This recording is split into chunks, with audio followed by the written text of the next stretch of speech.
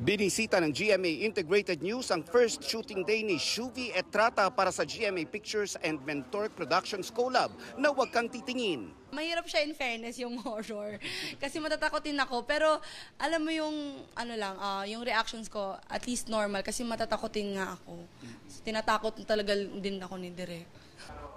Bumisita rin sa set sina GMA Network Incorporated Senior Vice President and GMA Pictures President Attorney Annette Gozon Valdez at Sparkle GMA Artist Center First Vice President Joy Marcelo. Sobra akong na-touch na nandito sila. Kahit anong mangyari sa akin, nandyan sila para sa akin. I'm grateful. Ang daming blessings po talaga na dumadating. At the same time, kung ano mang nararamdaman ko or nararanasan ko, nandyan yung Sparkle family ko for me.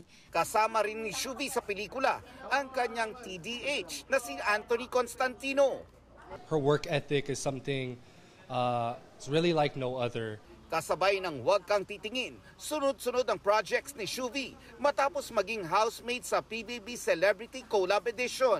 Hindi na po ako nag-iisa ngayon. Parang laban ko na po to para mapasaya din yung mga supporters ko, ka-inspire pa ng maraming tao. So, focus ako sa positivity and kung ano pang pwede kong mabigay sa mga tao na kasiyahan.